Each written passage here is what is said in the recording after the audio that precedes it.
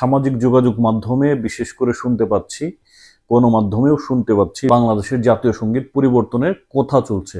এবং সেই কথাটা প্রথম যিনি বলেছেন এই সময়ে, কারণ এর আগেও হয়েছিল 75-এ বা 2001-এর পরেও কিছুটা আমরা শুনতে পেয়েছিলাম বিভিন্ন মাধ্যমে। তবে এবার যিনি বিষয়টি তুলেছেন তিনি হচ্ছেন জামায়াতে ইসলামের সাবেক আমির গোলাম আজম সাহেবের ছেলে ব্রিগেডিয়ার আজমি সাহেব। উনি বলেছেন এই কথাটা যে বাংলাদেশের জাতীয় সঙ্গীত সেটা পরিবর্তন করা যায় কিনা। তো এই বিষয়টা নিয়েই আমি পক্ষে বিপক্ষে আমি আমার জায়গা থেকে অ্যাজ এ জার্নালিস্ট বিভিন্ন দিক তুলে ধরবো। তো প্রথমে যেটা বলবো যে পৃথিবীতে জাতিসংঘের যতগুলো দেশ আছে নিয়ার অ্যাবাউট 195, বা জাতিসংঘের সদস্য ছাড়াও 200+, 210 ফিফার মতে।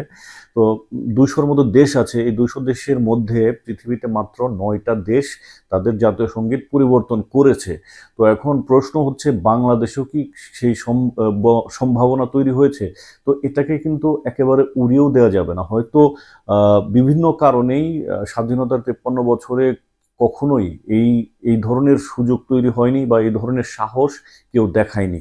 আপনি সুযোগের কথাও বলতে পারেন, সাহসের কথাও বলতে পারেন। এটা ভিন্ন পার্সপেক্টিভে যেভাবে দেখেন, যার আইডিওলজি, পলিটিক্যাল আইডিওলজি অনুযায়ী। তো আমি যেটা বলবো, এখন যেহেতু এটা একটা বিপ্লবী সরকার এবং এটা বেসিক্যালি আপনার জামায়াতপন্থী বা জামায়াতের একটা বড় অংশীদারিত্ব রয়েছে, বিকজ যে আন্দোলনটা হয়েছে সেখানে জামায়াতে ইসলামের অনেক বড় ভূমিকা, জামাত শিবির, সেটা সবাই বলছেন আর কি। আমরা পত্র পত্রিকার মাধ্যমে জেনেছি যে আন্দোলনটা জামায়াতে ইসলামের শিবির, ছাত্র শিবির, তাদের নেতাকর্মীরা মাঠে না থাকলে এই আন্দোলন সফল হতো না। এটা সত্য। এখন প্রশ্ন হচ্ছে এটার স্টেক হোল্ডারও তো সবাই, এই বিপ্লবের যে সবচেয়ে বড় ক্রেডিট সেটাও তো তারাই নেবে। এবং তাদের যে আইডিওলজি, তারা তো অবশ্যই একটা ইসলামপন্থী দল। তো ইসলামপন্থী দল তারা বিভিন্ন কারণেই চাইবে না যে আজ থেকে বাংলাদেশের স্বাধীনতার 66 বছর আগে যে জাতীয় সঙ্গীত রচিত হয়েছিল সেটাকে তো আসলে তাদের কাছে কনটেক্সচুয়াল মনে হবে না। এটা কিন্তু স্বাভাবিক, ভেরি ভেরি লজিক্যাল। আপনি দেখেন যে 1911 সালে বঙ্গভঙ্গ রদ করার জন্য এই জাতীয় সঙ্গীতটা রচনা করেছিলেন কে?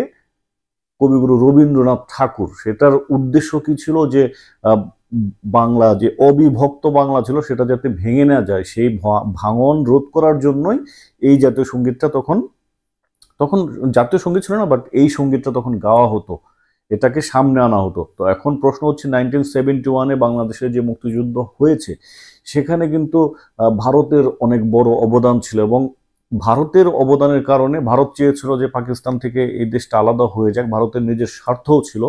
সেই কারণে বাংলাদেশের যে ইসলামপন্থী যারা আছেন তারা কখনোই চাইবে না যে এই সঙ্গীতটা চিরদিনের জন্য থেকে যাক। এখন যেহেতু তারা পাওয়ারে আছে বা ক্ষমতা আছে, যদিও ক্ষমতায় ইউনূস সরকার আছে, বাট এই ইউনূস সরকারকে তো তারাই এনেছে। এখন প্রশ্ন হচ্ছে এই জাতীয় সঙ্গীত চেঞ্জ করা সম্ভব কিনা। সম্ভব তখন যখন এই আজমি সাহেবের জায়গায় বিএনপিরও কোনো নেতাকর্মী বলবেন, বড় বড় কোনো নেতারা বলবেন যে হ্যাঁ জাতীয় সঙ্গীত চেঞ্জ করা হোক। বিএনপির তো কেউ বলেনি, আওয়ামী লীগ তো বলবেই না। শুধু জামায়াতের ইচ্ছার কারণে কিন্তু এই সঙ্গীতটা পরিবর্তন সম্ভব না, জাতীয় সঙ্গীত পরিবর্তন সম্ভব না।